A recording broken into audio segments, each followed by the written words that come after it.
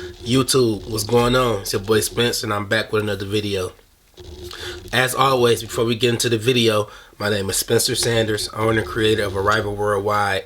That's a streetwear brand, and I'm also a lifestyle consultant for many celebrities, NFL and NBA athletes. So today we're going to be talking about how to price your brand. So if you're new to the game and you're trying to figure out which lane to take to start pricing your items to where you're profiting, or trying to figure out good price margins that will make sense to your clientele, you're at the right place. So first, let's talk about understanding your vision. In order to price your items correctly, you must first have a vision in terms of which direction you want to take the brand. So just off the top of my head, there's a couple directions you can go about it. You can be a low-end streetwear brand where you just focus on quantity. The low-end streetwear brands where it's like you're not really trying to profit too much on the price, but instead you want to profit based on the quantity push, which means you're taking a pay cut to sell more. That's always cool, but if you have dreams of growing it to getting in the stores or higher end stores or being on higher end clientele, sometimes the lower price points scares away certain clientele. So that's if you strictly just want to push it for the streets, if you know what I mean. Push it for like high schoolers, people who really can't afford all the higher end brands, or even the middle price brands, if you know what I mean.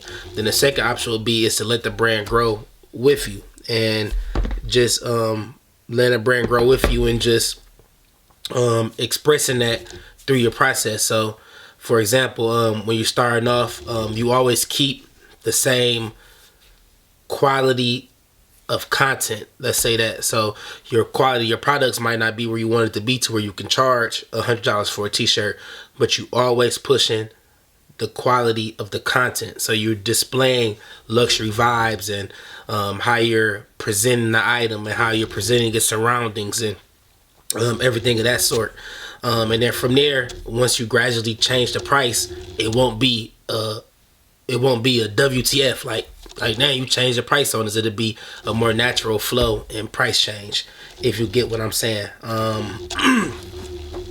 So that's the option. Then the third option would be just I'm sorry, my camera, I don't know what it's doing. Okay, there we go. The third option would be is just to jump out the gates at a high price point. So those are three options you can go about with pricing your item, or you can go back to the traditional way, when the normal price up would be is just like a minimum 2.5x, meaning if your item costs, let's say your t-shirt costs $10 to make. Let me do it in a calculator so I make sure I'm accurate. So let's say your t-shirt costs $10, your blank shirt. Let's say you're doing let's say you putting together a project locally in your town. You pay $10 for a blank. Let's say you do a 2-color screen print and they charge you like $5 for the print. So that, boom, that's 10 plus 5. And then you gotta include the shipping as well. That's one thing people don't do. So let's say your one shirt to get to you costs like $8 shipping. So $8 shipping, and then include all of your costs. You know what I'm saying?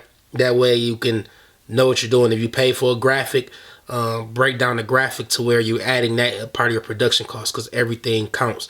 That's one thing a lot of brands fail to do, or they overlook the fact that you have to account for every single price in order to price your item correctly to where it's making sense, if you know what I mean. So let's say you add another $2. Let's say you add another $2, and then yeah, sorry, just lost train of focus. So $10 for the tee, $5 for the print, $8 for the shipping to get the shirt to you, $2 for you know, etc., etc. So let's say your shirt costs you about $25 to make. So overall your price would be $25 to make that one shirt. So typically you would just times that by 2.5, and this is the lowest you could sell it at, 62.50, or you can just round it up to like 63, or you can round it down to 62 even.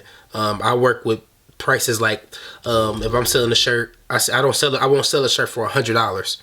I'll sell it for 98, just because it's more persuasive for the buyer for the consumer is more persuasive than seeing 2-digit numbers 98 compared to 3-digit numbers 100.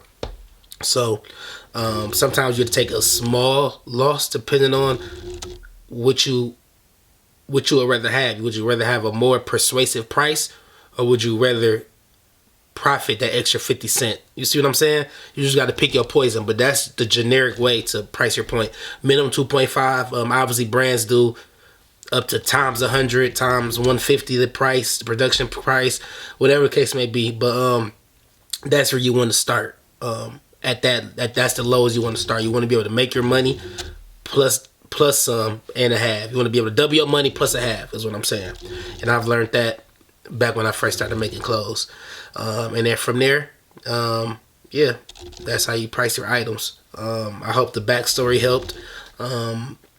I hope the examples helped. I hope my breakdown helped you to understand all of the prices in production. Don't skip any steps when pricing your production. I missed out on a lot of money not accurately pricing my production costs for items. So this video, I hope it helps you realize you probably doing the same and you fix it. If this video did help you, please like, comment, and subscribe.